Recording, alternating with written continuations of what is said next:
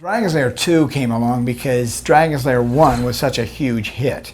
When we finished Dragon's Lair, we went right into a second concept called Space Ace.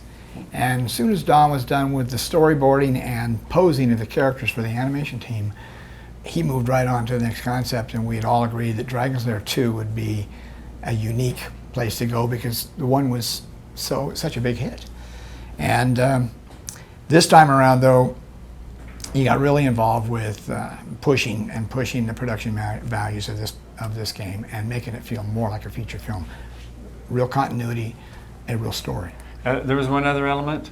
We kept hearing little whispers here and there about how Dragon's Lair 1 was a little slow, and that it was easy to master that. So we doubled the guard on my front, and we said, well, okay, you want it faster? We'll make it faster. And to me, that meant put more story into it, put more character into it, so the characters have to interrelate in a certain way. So you're have to be a bit more on your toes to be able to be successful. So that was the challenge. It was hard to come up with all those ideas because I said, well, we aren't really telling a story with the beginning, middle, and the end. It was just a lot of little episodes. So it still has that feeling of you're going into different rooms and there's a lot of characters in there, and get out of there successfully and go into another one. But there was still the feeling of, I'm going to do something, not just wander through a castle.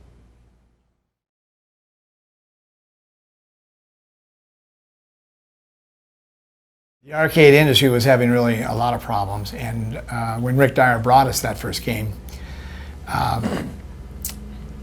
we didn't know where it was going to go, and it shot off like crazy. When we were in the middle of doing Dragon's Lair 2, we were also delivering Space Ace, and we'd gone to an arcade show in New Orleans. Space Ace didn't have the same impact as Dragon's Lair 1 because people were already familiar with the product, but it was very, very different than the first one and looked like it was going to bring us a similar success as we have with Dragon's Lair. We were about 70% of the way through Dragon's Lair 2 when suddenly the bottom fell out of the arcade market, and our distributor decided to shut it down. So there were, I think, 5 full years before we finally came back with, I think Leyland Corporation came up with interest in completing that game, supplied us with the financing to finish it, and gosh, we were 6,000 miles away in Ireland when word came that they wanted to finish it. Mm-hmm. We had product that was 5 years old, negative that had been sitting in Technicolor's vaults for 5 years, and one of our biggest fears was, are we going to be able to match the negative? When we do the final color corrections for the entire game. Something that's worth considering is when you say things have fallen on hard times, they really had, and it was just week to week. How do we pay the staff? How do we pay the staff? I remember do you remember this? There was one time when we didn't know how we were going to pay them. Thursday was coming up, and we had to do the paycheck. And I remember that somebody brought us some money in a paper bag. It was filled with money, and we just walked half a block down the way, and we said, we're going to go into the bank and say, here's some money in a paper bag. Can you put this in our account? And it was sort of like that. Every week you were saying, how am I going to pay for this? How am I going to pay for this? So it was nip and tuck along the way. This isn't a baby that birthed easily. And the money was always, is it there? Is it not there? Most of the time it was. But it came from various sources, which we've never actually dug into that to find out where it came from. I think it's interesting. I think every project, I don't care if it's creating a book, or making a full movie, a live action movie, they all seem to go through the same issue. How do we put the money part together? We've figured out a story that we think will be interesting for people. In our case, a game, then how do you finance it? And Dragon's Lair, it got a huge interruption in the making of it, and it was the stoppage of it because everybody was nervous about whether there was going to be a market for this game, and so it got shut down. Luckily, Leyland came along and resurrected it and allowed us to complete the game. That's the same thing we went through when we did when we did American Tail. It wasn't out there yet, hadn't really proved that it was going to make any money, and so right on the runway was a picture called Land Before Time, and Universal said, hey, we don't know if it's going to make any money, so we'll just wait. Well, you can't wait. Every week to week you have to pay people money or you'll lose them all, they'll go away. So it's the same kind of situation. Yeah. It's a pattern that we've been through for years and years.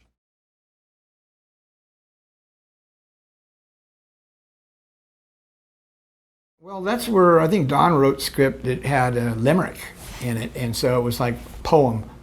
So we were including another art form in there, and it was it had rhythm. I think it went along with the music, and I think Hal Smith was the one that actually did those recordings. Yeah. Was a professional actor, and I think it brought it may have been something that would just allow us to carry the continuity through and introduce each thing that he's going to go into. I think rhythm is an interesting word because rhythm is really about timing. And since everything vibrates, if you go and talk to anybody scientific, they'll tell you about all the atoms are doing a rhythm. They have a vibration. And the solid table has a vibration. Anything has its own rhythm that's going on, which identifies it for what it is. But when you're making a movie and you're deciding things like color, you're deciding things like the character himself, you're deciding the timing of how the character acts, all of that is like rhythm. And when you're talking about rhythm, I believe we're talking about the basics of music. So when you pick a piece of music like Beethoven's Ninth, or you pick something from Gilbert and Sullivan, like the Pirates that we never did, that sequence, you pick something like that, it has a specific already inbuilt rhythm going on in it, which you, the player, can hook into very easily, and it pulls you in. Music is a more powerful language, I think, than the words we speak. So when you get this music to work for you with the game, and then all you're doing is you're tacking colors on which are synergistic with the music.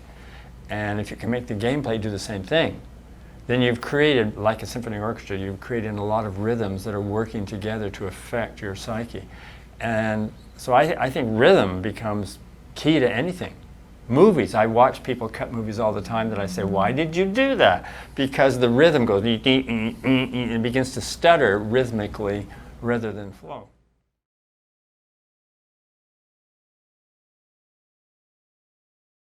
We never went back to that scene. One of the reasons was when we were in Los Angeles, to get models done, we spent a lot of money on even another game that we were planning on doing, which was Barnacle Bill. Is that what it was called? Yeah. Sea Beast. Sea Beast. We built a 10-foot long battleship. We hired a model maker, and he made this big model. We were going to shoot it live action, and then make photostats from it, and the animators would use that to animate on. We had also built a pilot ship, and it was 4 feet long and about 4.5, 5 feet tall with its masts. And that was the pirate ship for the pirate sequence using, is it I Am a Pirate? Is that the name of the song? I Am a Pirate too. Yeah, that's yeah. It. Yeah, Gilbert and Sullivan. And we recorded it. Hal Smith again, he sang the song. We had the sequence completely storyboarded, and the song, it was synced to the song. And because of the interruption, that 5-year interruption, that boat went missing. It was left back in the United States in Don's garage. We were in Ireland. We said, look, we'll finish this game with what we got animated already. Let's get it to finish the cleanup and the effects, and we'll paint it and check it and put it on film and send it back for programming. So it just got lost in the shuffle. Went out seriously, a shuffle from Los Angeles to Dublin, Ireland. And so we just didn't have the tools and the products there that we had made for that sequence.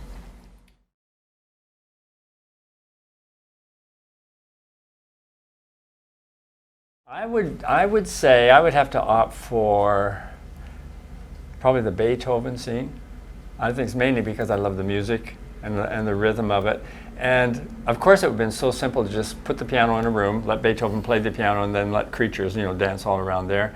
But what I like about it is, and I love in movies, what I call the moment of flight, where things are no longer held to the earth by gravity, but they go, they lift off and they go. We have a moment like that in almost every movie we've made. But Beethoven's piano doesn't stay on the ground. Grand piano doesn't stay on the ground, they're heavy. So up it goes until we get into the stratosphere. And it's more interesting when you're freed from all of that. Also, I know that psychologically, everyone longs for the moment, that you free yourself from everything that holds you down or burdens you. In E.T., the moment of flight, of course, is when E.T. and the bicycle just goes up in the air and all the kids go with him. So that you're going, yes! That's what it does to you. It's the same feeling in Peter Pan. Yeah, same thing in Peter Pan where he's flying. There's something about flight not being anchored to the planet Earth that feels good. And so I think I probably like that one because it feels free. my favorite sequence is probably the Sphinx, you know, inside the pyramid, and just the beauty of it. It's just some beautiful backgrounds. Artistically, it's just fun to look at. You do know that that's a cemetery. That's okay. That's okay. We're all going to end up there someday. The boneyard.